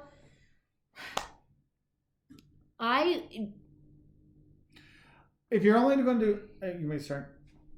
Go ahead, because I'm thinking about the car and I'm thinking like that Montana, Colorado, you need to be really comfortable with some massive, like the Rockies are massive. And our roads are really good. Our roads are excellent. I mean, they're not as good as the Netherlands. They're not as good as the Netherlands. However, you're in the Netherlands and it's flat and smooth and wonderful, but this is like all over the place. And our roads are normally pretty good, but there are parts in the Rockies where, winter storms and stuff will wipe out an entire highway. And so you may get diverted to something crazy. And so I want you to be mentally prepared for what it takes to drive through Colorado. Yeah, but if you're going to go in the summer, it's too big of a No, but you may be, but still, if roads get wiped out, you may get diverted. Yeah, so that's why it's always good to have, make sure you got your data and stuff like that and your GPS. I would say if it's 90 days, I would do 70 of those in the West Coast or more, and like 2 weeks in Florida. Honestly. Yeah, well, and also a lot of that you want to see in Florida, it's not far drives. I mean, for us, it's not. We don't think anything of getting in the car and driving for 3 hours. I know it's different for Europeans, but you can see a lot in a short amount of time in Florida, whereas the West is pretty spread out, but it's it is unique to America. Thomas B, I love you, man. He says, I agree on being from everywhere. I am German, met my Polish wife while living in Denmark, and we are now living in Belgium and love visiting my mother who now lives in California. That is awesome. That's cool. We get that. Yeah, Museum of Science and Industry in Chicago is great. Okay, so we're here in the... Okay, so... those are. Somebody was asking why they can't do at somebody. I don't know. I don't know, because I can't always at somebody either, because it used to be it would highlight when I'd write it, and now it doesn't do it all the time, so it's kind of strange. Let's see. Oh, listen. Mache says our VRBO apartments that haven't gone out of business are offering to reschedule, but with school calendars, etc., we couldn't go until Christmas break. Thoughts on London and Edinburgh during that time? Absolutely. Do it. I spent a couple Christmases up in Scotland and England, and it's like going back in time. It's fantastic. It is lovely, and it's rainy wet, not snowy wet. Just so right. You know. One of the things we did, and I guess that was like late November, early December, but we took the kids to a play. We saw Matilda in London, and I don't think it's very cheap, right? What? The Matilda. Oh, no! If you want to go see stuff in the West End, you're looking at like $250. But it was really cool. And I think that Dave had a connection, right? Yeah. Yeah, Dave has connections. Yeah. It's good to have friends with connections. It is. So Connor says it looks like you have a nice home. Thank you. He's refusing to go to bed. He rather watches you guys. I'm sorry. Marie is kind of trying. Is kind of trying to sneak and steal Walter's world from you. We can all be together. It's okay. But does he have to go to school tomorrow, or are you guys still having school over there? In Sweden, yeah, I think. Well, they're doing a lot of social distancing, but they don't have the lockdowns quite yet. Okay. For those things. Because since your answer is probably like 100 things down, so I just going to help her out. Let's see. Bia asks, do you guys think the aviation industry is going to take a long while to get back on their feet once this is all over? Here's the thing: is this could be over, but when people actually feel comfortable to travel again, could be something different. That's why when you saw after 9/11, you saw President Bush and Clinton the old first Bush, Clinton, Carter, they all were on flights showing, hey, it's okay to fly again, go like this, to help people feel comfortable about flying again. That's what's going to be the thing. Because you do have people like, once we can go, I'm going to go. But there's the economic side of it. People can afford to go. But then there's still the things like people say I'm ready to go. But then it's like, are you going to go to Italy? Or people are you going to go to Wuhan? And then people are like, well, I don't know. So I think what you're going to see is a lot more shorter distant travel. I think Americans particularly will stay within America. I think Europeans are going to be hopping to nearby countries rather than across the continent kind of thing. So inside Lauren's brain, I don't know if I mentioned this before, but I'm Canadian as well as a U.S. citizen. I miss Canadian candy bars so much. Copy Christopher, amazing. Yes, you know what? It's funny. The candy bars in Canada are different. The best one is the chunky Kit Kat. It is big Kit Kat. The big Kit Kat or chunky awesome. Kit Kat or whatever. That's our favorite. Like we would visit some friends of ours in Vermont, and they're like, hey, could you like sneak us back some big Kit Kats? And she's Scottish. I don't know why she's obsessed with it. But we brought so she was all about it, and we're like, all right. So we bought like a case and brought it back, and so like have one. I'm like, and I had them like, yeah, these are fantastic. And so then I had one in the U.S. I'm like, oh my god. They're not the same. They're not the same. So we feel your pain, Lauren. Sherry, thank you for the compliment on my writing. Although I have problems with commas, I will take the compliment. I know that my comma placement is all over the place. I'm kind of hard on myself about that. Yeah, Lori, you're being right. September trip to Italy and other places has been planned since December. Flexible. That's what we ought to be. Is we just got to be flexible in this. So I think you're doing the right thing. And thank you everybody for putting these other comments and answering other people's questions. Because now that Mark is blushing, so I'm going to guess that's when you used that 3-letter word with me. No, he just went out in the sun and he's all red now. That's right. What happens in the Vegas? Bus drivers do that on purpose with a smile on their face. Hold on, I missed that whole conversation. What's there. That? I don't even want to know. I don't know. Collins, hey Colin. Mark, I'm an American working musician. Oh man, that's got to be a tough time right now. Any chance we can see you playing guitar and singing on Walter's World YouTube video? Actually, you can on one of my old channels. That's a private channel. Use it for Jocelyn? Not that one. I have one I made for my student. That's for you. I'll look and see if I can find a link. Hold on, Jocelyn. I'm gonna give you a question, Jocelyn. So you answer some stuff. Give me a question to answer. I'll look for some stuff. There's geology, ice age floods. That is kind of cool, by the way. Let's see. It means you have to call them if they feed post the last 60 days. Da da da. Gino's Pizza. Okay, no. Thomas B has a good one. Do you agree that most places where people have the reputation for being rude, like France, Germany, U.S., the people you meet are actually usually very nice? Absolutely, Thomas. Well, yes and no. So in France, I don't know that I have ever encountered rude people except the people who were in service, like like wait staff and things like that. They can be really difficult. The people running the metro are difficult, but the actual human people are amazing and wonderful. And then actual human, as if the others aren't. But it's like lay people, not in those jobs. Germans are just very frank. They're not squishy and things like that, but they're nice people. They're just not really warm. Yeah, and Germans, like, you make a German friend, it's like the whole M&M thing. It's a hard candy shell to get through. Then once you're through it, you can be friends for life. That's like, it. your German friends will stick with you till the end. Like, but it's going to take you a long time to get to that point. Right. So there's that. And, usually I find that people outside the U.S. don't necessarily think that Americans are rude intentionally. They think we're stupid and loud. We're loud, and that's the rude part. And they maybe don't think that we're very world wise. I don't think they think we're stupid humans, but like we're not very cultured because, well, we have a really big country. We kind of get stuck in this big country, and not everybody gets out as much. So. And Thomas makes a good thing. Me trying French always makes them laugh so hard. Such nice people. Exactly. Like little things like that go such a long way. So that's really nice. Let's see. What is Gui saying there? Oh, he's responding to Thomas. Yeah. So Chase Ultimate Rewards are better than Amex points. It all. I mean, for me, it all depends what you want to do. It depends on what you want. Like we prefer to stay with Delta, so it works out really well for us.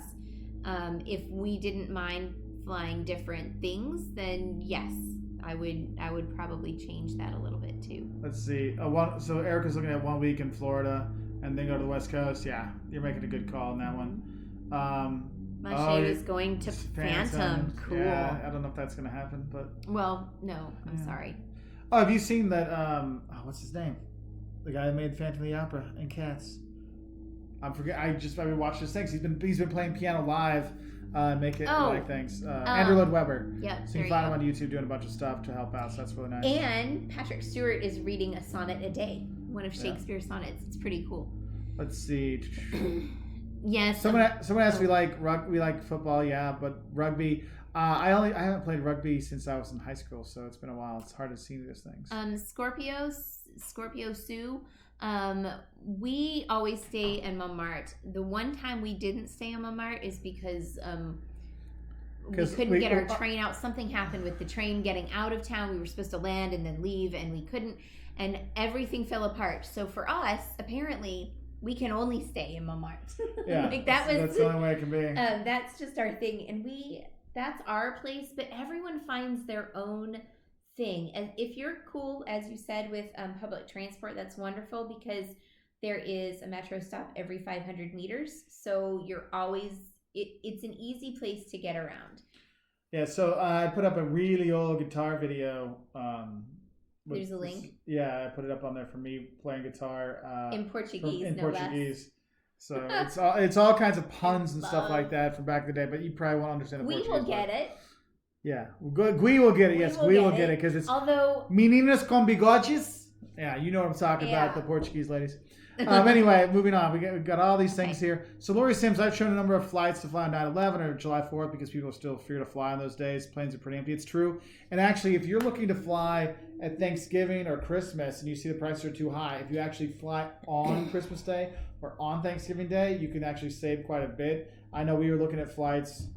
We flew on Thanksgiving Day because they're just so much cheaper to come back on Thanksgiving Day. And we were talking like from $1,600 to about, what was it, 12? It was like $400 a ticket. So Liz on Means to Travel says, any recommendations for Midwest road trip destinations in Michigan or Wisconsin? I'm even open to UP suggestions. Well, you got the Dells, of course. You've got Traverse City in Michigan and Mackinac, Michigan. Those are two musts. Detroit's actually worth going to see again.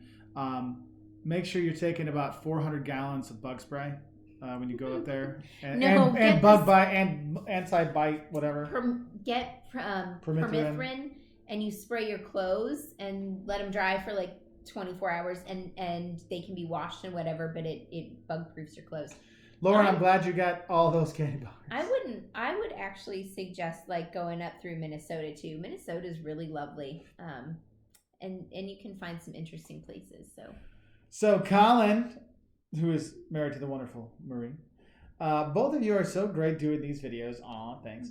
I seem to remember in the early days, Jocelyn was shy about speaking in them. How did you change your mind? I got used to it, and it's still a battle sometimes. Well, not on the live feeds. I'm very awkward in front of the camera, and he gets frustrated sometimes. He's like, "You need a segue. You need a this. You need," because he knows all this stuff, and I'm like, "Just shut up." Well, it's because I have to edit it, and so since I know how to edit, I'm like you edit one video, you'd be like, "No, I don't want to edit." Exactly, you edit one video, you understand why. You're like, "Look, I'm smart." When people start pushing, like they push the button, don't start talking. Wait that sec, so they can't make the words appear that weren't there before. So, and then it throws me off. But part of it is because I've gotten tougher skin. The trolls still get to me occasionally. And I find it hard sometimes to be a good Christian when the trolls are ripping you one. So that's kind of what holds me back. But I'm doing better. Yeah. And I think you also, I mean, one of the things I know, like the don'ts and shocks videos, because some people can take those the wrong way. Because you've gotten death threats before and stuff like that, and people have said some really horrible things on there. And I'm this week we were called boorish, arrogant, entitled, and that was only one comment. It was just one comment. If I could read this, I took her off. I was like, you can't. I mean, and it was simply about tipping, and I said, if you don't agree with tipping, don't not tip. Talk to your federal representatives, because federal minimum wage for tipped employees is $2.10. If you want to change it, talk to them. Try to change it governmentally, because when you don't tip somebody, that just means they can't eat. Yeah. And the thing is, we'll have a lot of people that get really upset about tipping. She got really, really angry with me, and I was like, wow, lady, like, I get it, but there's no need to be hostile and call names and stuff. I was like, I just can't do it. Hey, Purdue, good to see you. Some U.S. habits are hard to break. I like talking to strangers, me too. But on trains in UK, I do get scornful looks at times when I talk to strangers, but I like talking to people. Yeah, I've had that before too. If you're like, why are you talking to me? I'm like, you're like, what? It's like an 8-hour train ride. You're going to sit there on your phone the whole time? I don't think so. Yeah. So I know what you're saying. Hey, pup. The dog's back. He's been locked in our room for a little while because he's got a barking problem, don't you? What's it called? A barking problem? Oh, you missed out. Someone, was it Gallivanti Gals? Missed out on with her son in Dublin. It's jumping around on us again. I'm sorry. Oh no. Oh yeah, Gwee's right. Milwaukee's really nice for the road trip. That's really nice to do. That's really coming up. Another Midwest town. It's not really your wrong direction, but another Midwest place I really recommend for people is Kansas City. I was really impressed with Kansas City. Marquette is nice. And you know what? Surprisingly, Milwaukee. I've had so many friends that just fell in love with Milwaukee. I've had a couple, 3 that have lived there, and just it's great. I've not been there, but I based on their stuff. Climb. I know. Yes, I know you want. I know you love me, and I'm the greatest ever. You know, this is why he's not well trained anymore. Because you just keep petting him when you gave him an order and he didn't follow. Climb. Go on. Climb. You know where it is. See, now he's like, good boy. I must have misunderstood you. Good boy. So Eric Brown, I think I'm going to book some flights in late May or June, just because $15 to $20 flights are hard to pass up. If you don't mind throwing away the $15 to $20, I mean, that's the thing is, with a lot of people are like, well, what about later in the year, whatever. I'm like, if you feel comfortable with it, if you don't feel bad about losing the money, then go ahead and do it in case you can. But don't expect to be actually able to work. So, Liz, on the bug thing, look up some research on eating or taking a lot of B vitamins, because I understand that that may change your chemistry or something to the bugs. I'm not really sure. I haven't done enough research on it, but Liam is like, I mean, if there's a mosquito within 500 feet, it finds him and bites him like 6 times. Like, it's horrible. I feel so bad. Like he'll have it be like welts. Like welts. Oh my gosh, the one he got in China. And that was right after I we thought he went had like to the a hospital. baseball tumor. It was horrible. It did. It looked like a tumor. It was horrible. Poor kid. And we don't know what that was. Yeah. But he lived. Praise God. Because we were afraid for a minute. Yeah. Eric's fire. Quick professor question. The social media marketing course, will that be general marketing or also advertising? Just asking because advertising on social media changes almost every week. So I already have. So Eric, I already have all the basic marketing videos. That's a whole other class. I have all that already done online, and there'll probably be an online book for that. That one's already been written, so I can just put that on there. But this one, it's going to be more because social media changes so quickly. It's more like, here's what you need to know for a visual platform versus like, here's what you do on Facebook. Well, they might switch. So here's what you do on a thing like Facebook. Right now, the main things we have is like general, social media, general social media marketing, digital maturity. We're looking at search engine optimization, email marketing, at like the advertising stuff, in terms of like the ads, banners, stuff like that. Because these are for my students that haven't had a lot of classes that talk about this stuff. So I'm like really like teaching them from scratch for a lot of the stuff. So it's things like that. All right. All right. Let's see. Lauren, I can't quote chapter and verse in any way, shape, or form. It's not. I'm trying to just digest the spirit of things. I'm not good at memorizing, so I couldn't really tell you. Jennifer, you're right. The trolls will be trolls. You just gotta let them. It's so hard to just let the trolls roll off your back, though. It's hard. Means of travel. I'm like Liam. I heard it might be blood type. Yeah. And Mark's one too. Yeah. They get me. Liam saves me a lot of times, so it's kind of. Yeah, I think that's the truth because you used to get more before we had Liam. I know, and so thanks, Liam, for taking one for the team. Bless his heart. Oh, okay. Yeah, Gavance and Gals was in there till the 11th. All right, we finally got caught up on all the questions there. So now we're actually where you are posting things. So let's see. I took 23andMe test with the health trade add-ons, and my results came back that I'm likely to get more bug bites than most people, and that was just a saliva sample. Wait till your blood gets out there. They're like, hey, Bob, this is the good stuff over here. Bring the whole family. That's really funny. I remember when I lived in Brazil and I went to the south. I was in the Pantanal, the swamp, okay? And I had like all the bands and stuff like this. And you could at night when you'd walk back, you'd actually see the bubble of mosquitoes around you. Well, you could see where your like band stopped working. And so you'd shut all the windows and close stuff up, at night, but you still have to have all the stuff there just to keep them like away from you for that time. And you could actually see, because they say, oh, it lasts for 36 hours. So you could see it like shrinking and shrinking and shrinking. So it was pretty crazy. I need to find this thing and tell you guys about this thing that I found that I haven't bought it, but I'm kind of curious about possibly buying it. I like Eric. Welcome to the chat. Yeah, I'm glad we finally got into the chat where it's actually caught up on it. Radius Zone Mosquito Repeller from Thermacell. I'm trying to kind of get a handle on exactly what this does, but it's a small... Hi, Jennifer's family. Hi. It's like about this big, but it's a little machine that tries to keep the bugs away.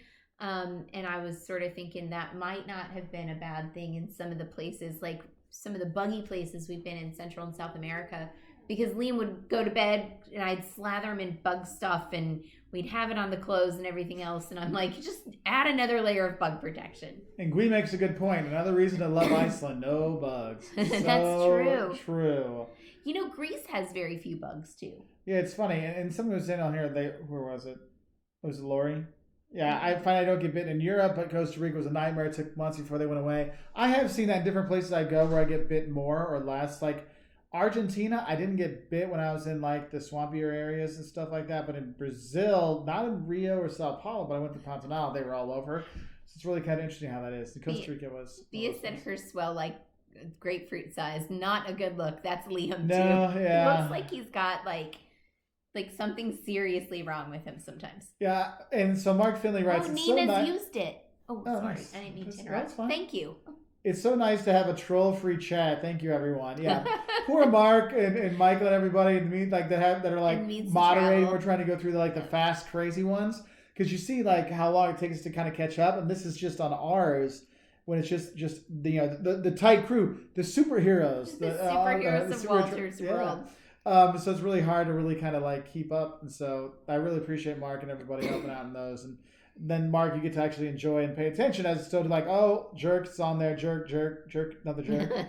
Yeah, and sometimes, yeah, sometimes it's tough because sometimes like when I would do these by myself, there'd be like I would be focused on the question, then there'd be like stuff going back and forth, and I'm like, oh my god, and I'm like banned, and it goes back through because the person, like, someone will be like, go to India, and like go like why don't you go to India? Like you hate us, and it would just be like 50 comments, and in they a row. would be like mean, like how we're awful humans because we haven't been somewhere yet. And there's a lot of the world yet that we haven't been. Like for example, I don't know if any of you were on. I know Mark was and Michael was, I think, as well. But was it last Saturday when this person was like, they paid £5 to say I'm unsubscribing because you didn't you don't say thank you, and I'm like, what are you talking about? And then and the thing is, they were a troll, and they were specifically going through just to do that, to cause trouble, and then so I banned them and stuff like that. But the thing is, because as much as YouTube says they and Facebook and all these say they want to stop the trolls, and they could, but think about it, if you have enough people that complain about someone being a troll and a legitimate concern, not just people saying I don't like them,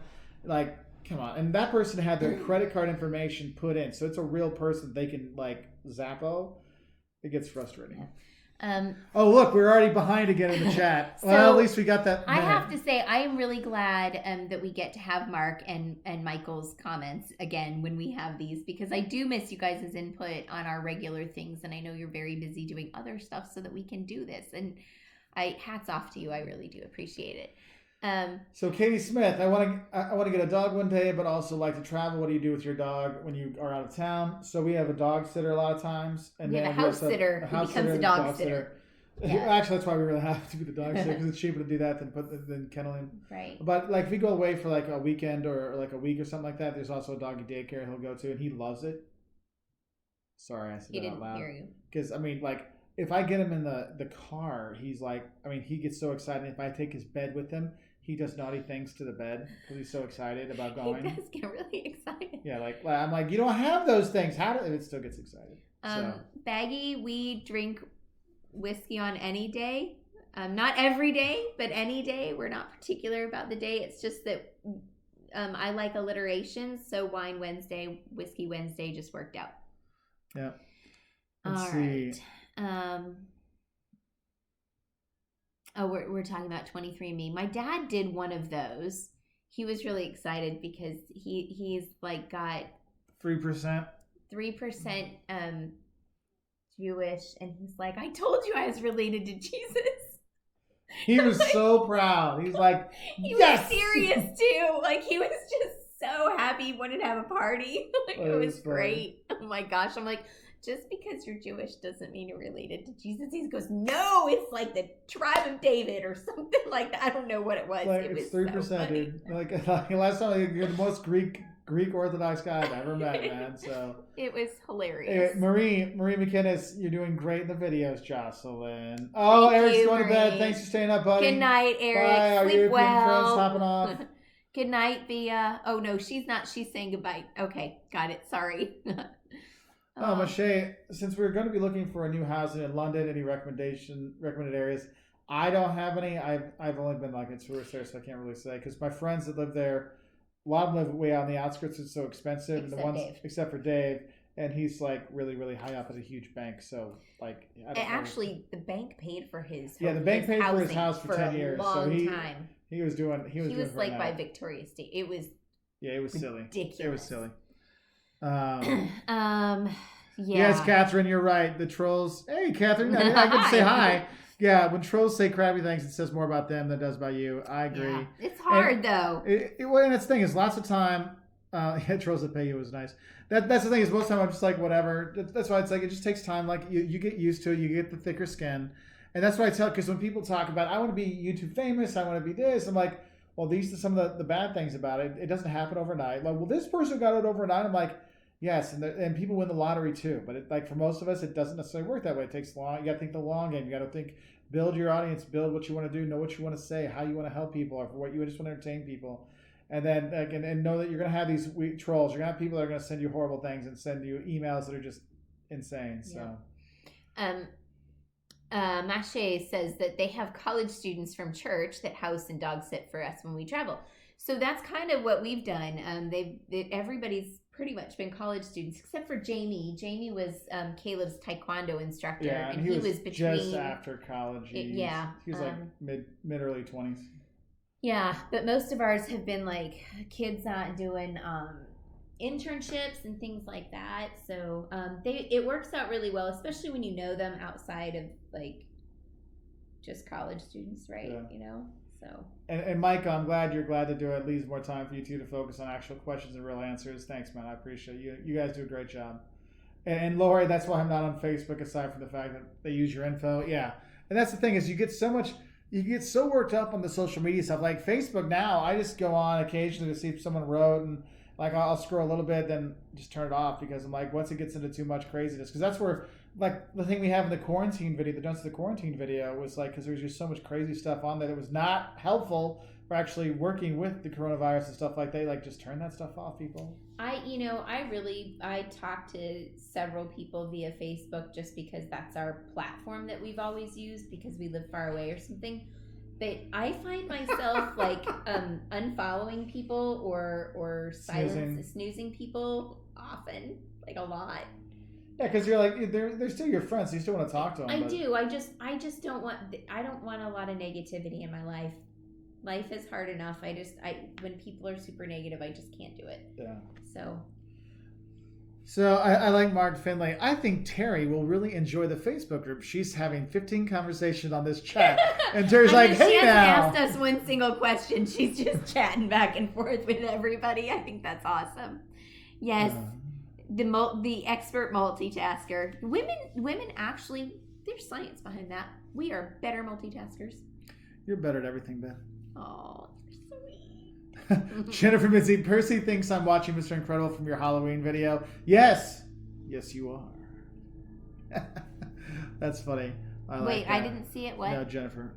She was talking about the Mr. Thinks Incredible. I'm watching Mr. Incredible from. Oh, that's so cute. Bruce Dibben. It takes years of hard work to become an overnight success. That is so true. There is nothing overnight. And I have like some people ask who I watch. There's actually like YouTube people I watch too. Nick Nimmin does a bunch of like training stuff on YouTube and just answers people's questions just to help people be better at YouTube.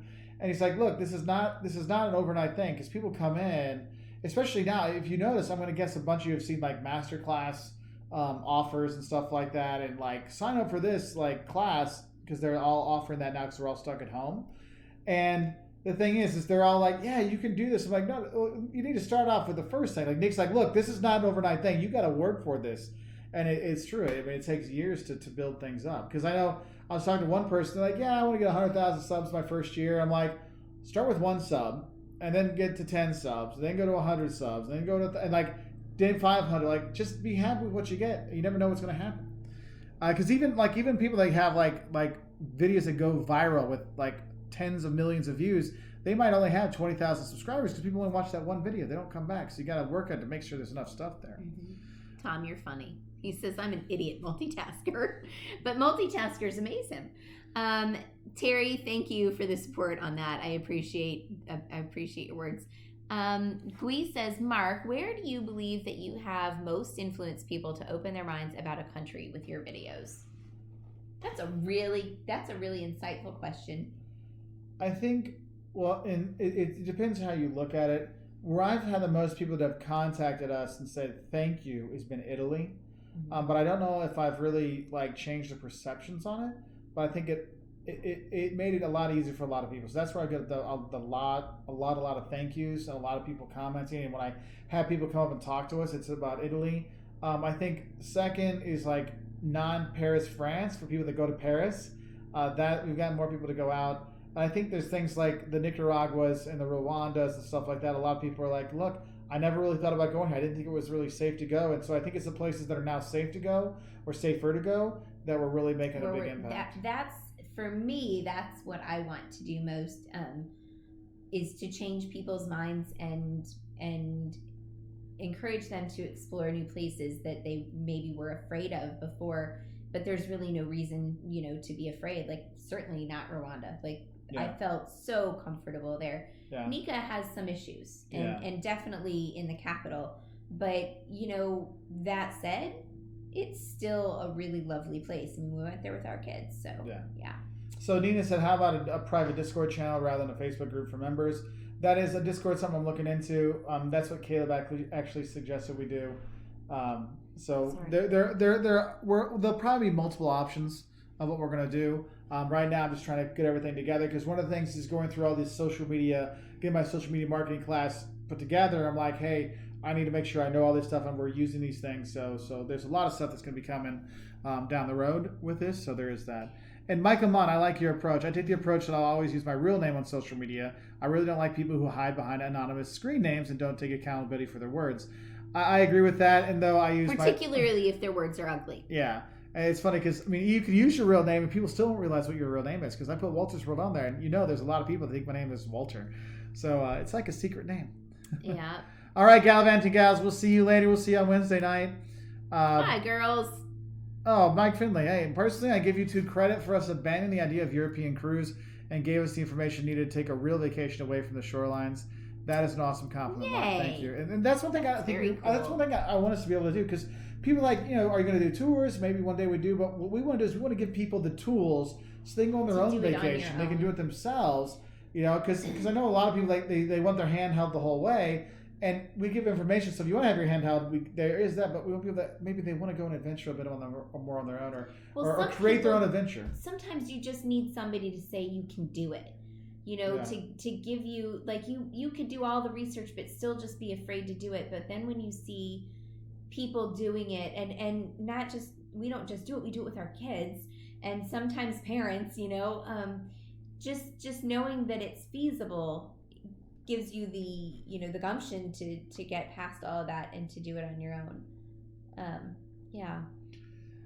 Oh, your kids would have loved Edinburgh as well, Mache. Yeah. Okay. Lori Sims, you both encouraged me with my first solo trip to Europe. Can't stop me now. Yay. And that's what it is. It's just the first thing. Michael, wait, your first name isn't Walter? No, it's not. Michael, now we've been friends for so long. I'm glad we can finally get past that part. Oh, man. I ordered some wine. I love Bia.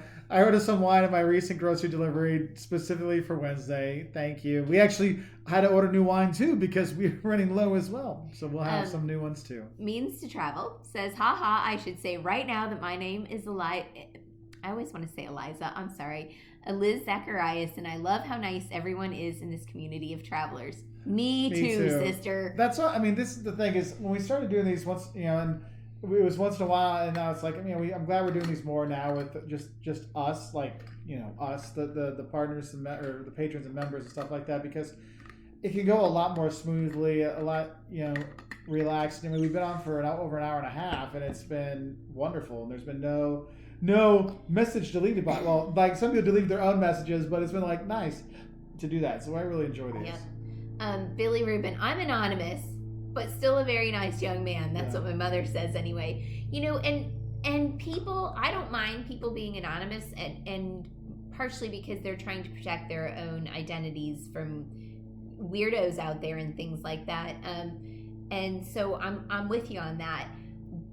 But if you're using a nom de plume and being mean, then that's not cool, right? I like all these people. He's like, hey, I got another reason to have a cold one on a Wednesday since there's no soccer. Yeah. Mark feeling like I get my tequila. All right, Paul's got to take off. See you later, Paul. Have a good one. Bye. Colin says maybe both of you can do the do's and don'ts of videos together. You really are fantastic together on video, especially in these chats. You both balance each other so well. Well, that's why we got married. Thank you, Colin. Thanks, Colin. We did the quarantine one together. The thing is I have so much stuff that we've already filmed that we have there's no travel plans for the foreseeable future. I don't have any videos. Colin, you should see an old outtakes one that we did in Paris. What is that outtakes? Just put outtakes Paris. Just outtakes Walter's World. It's funny. You can see us in like. Well, you. What? No, go on. What? Yes, why are you laughing? Like I said something naughty. It's fine. I just remember because the cops came in and said you got to film outside, and so. There was that, but that wasn't any big deal. It's pretty funny. So, yep. All right. Well, Liz, it's okay. We still love your name, even if it's from fourth grade, and it's all good. Let's see. So Purdue, since I just joined yesterday, thank you, Purdue.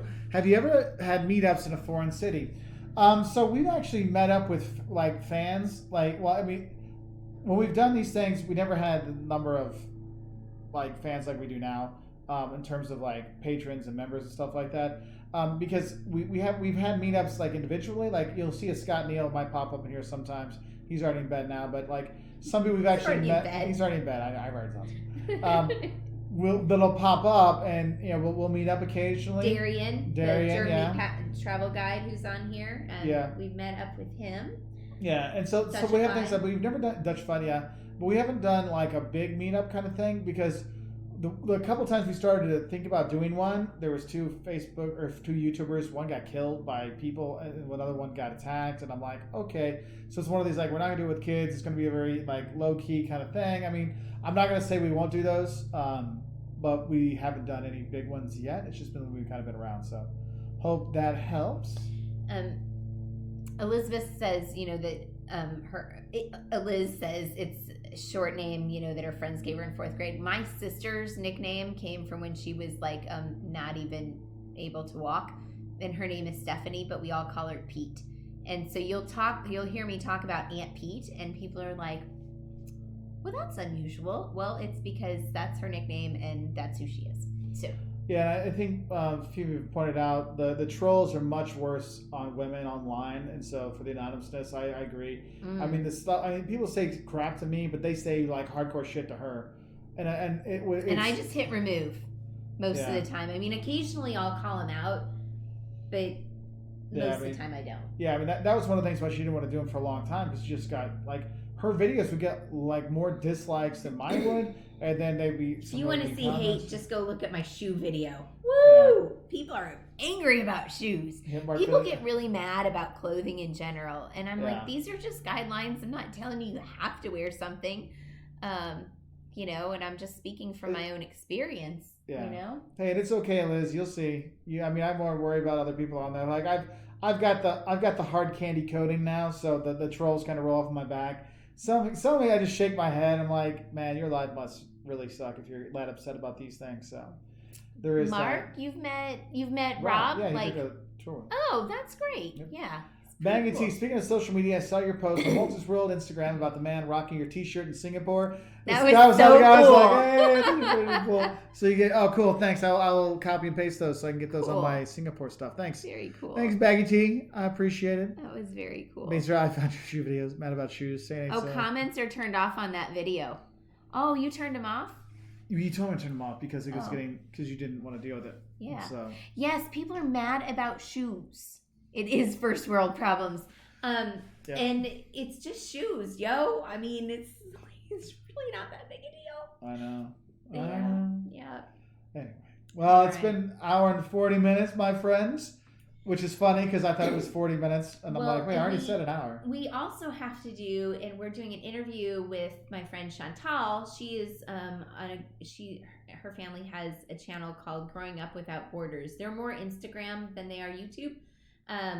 But we've got to do, they were in Kuala Lumpur. No, where the heck were they?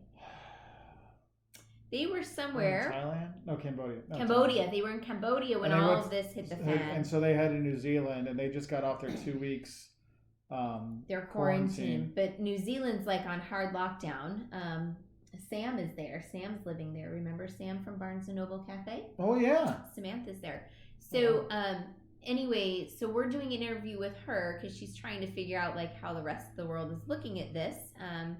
So we're going to do an interview with them. I don't know when that'll be out, and I assume it would be on their YouTube channel. But yeah, because they've been from those. I don't think they do IG TV very much. Yeah. But Masha, I just realized I'm going to need to open a new bottle of wine for Wednesday. Hey, I'm glad we can help you open that bottle. Use the last for our online church's communion at home this morning. Oh, that's funny. That's funny. Yeah. Brian. So my wife hates watching videos on the internet. Weird, right? Exactly. She loved your shoe video. That's awesome. Oh, yes. Brian's wife, you rock. Thank you for that. That makes me feel Bea really was saying they're in good. level 4 lockdown in New Zealand. Yeah. So. Oh, I didn't know you were in New Zealand. I was talking to Bea about this because I think what we'll end up doing is taking our money we have for our May and June flights and putting that towards Australia, New Zealand in December, January. So there's that. So hopefully we'll see you down there. Mark, hey, I'm glad we could do this, buddy. I appreciate all the new members. I appreciate everybody. I appreciate everything. You guys are rock. All the likes, all the subscriptions, all the sharing and things like that. The share I could see on Wednesday when we talked about the sharing, I could see that a lot of people started shared, and so it made a big difference. So thank you, everybody. So if there's any Walter's World videos you want to share, find Jocelyn's shoe video and share it. Please do. Share to share the wealth and share the knowledge. That's really great. Yep. Hey, you know what, Lauren? You don't have to cider works too. Yeah, but you can have. Water with lemon is my big drink. I've got water with ice, which I'm not going to have because the 900-pound tenderloin, we had to take out the ice machine, the ice maker in our fridge. The catch for it to put the things in there because there was no space left. So I'm enjoying the last of the ice. But how grateful am I that we were able to buy that amount of food?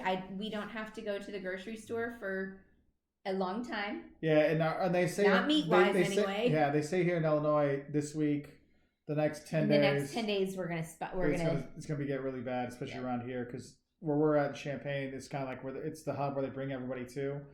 So like they've transferred. Brought in. No. The places, the rooms. They've transformed. Yes, they've transformed some of the gyms for the university actually into like MASH units in case things go real bad. So and we have friends that are working those. So we're trying not to like leave the house at all. Yeah. We'll go on a walk or something like that. We've made our own level 4 lockdown in this house. Yeah, we're over 3 weeks in, and I'm glad I made that 50-pound video before this. I think I'm back up about 7. I've gained a couple 3 pounds too. Yeah. I'm not very proud of that, but it happens. You're welcome, Michael. I'm glad we could do it. Yeah, Ronnie, I love that. Pretty such a Midwest thing. Yeah. But it's not the good tenderloins. You know what I'm talking about, Purdue? The ones that get smashed down to like huge like this and fried that are like happiness where the bun is this big, but the tenderloin's this big. It's not like that. It's just like the long tenderloin. Justin's got a picture. I have a picture of it right here. I'll just try to show you. Is that big enough? Like that's I'm trying to do it so that the light isn't. There we go. Yeah, that's a really big tenderloin. 9 pounds of tenderloin. Yeah, you're very welcome, Billy. I'm glad we could. Darian, I wear my flip-flops even in Germany. So the Germans, you wear socks with them like the Germans But don't wear socks. No, they blend in if you wear the socks. Yeah. Hey, Liz, I'm glad we could help out, give DR love. Oh. Anyway, 30 days, more like 30 pounds. Exactly. All right. Havaianas, Gui, yes. Plate-sized tenderloins, the way it's supposed to be. All right, guys, we're out of here. We wish you all the best. So don't forget, Thanks Wednesday for being night. Our people, man. Thank you. I love you guys. I think we're gonna do Ecuador next. I think we're gonna stay in Latin America because we've had so many Europe videos and we have so many Latin American videos I want to get out. So I think people are about now going to be more open to places they go. So it might give some people the idea that they could go to South America and Central America. So Americans, particularly if they're going to venture out, I think they're going to be wanting to stay closer to home. So a 3-hour flight to majority Costa Rica of our viewers are from the U.S. Yeah, so we might do that a little bit. All right, but thanks you guys. Everybody. We are grateful Love you for all of you. Thanks everybody. Stay Matt safe. Healer, you didn't comment until just now. Oh, good to see you on here. Nice to see you. Bye, Katie. All Bye, right. Mr. Dan too. I didn't see him earlier either. Lauren, Bea, Darian, Mark, Mike, everybody, Purdue. Okay. Everybody, thank you so much. See y'all later. Be good. Bye, y'all.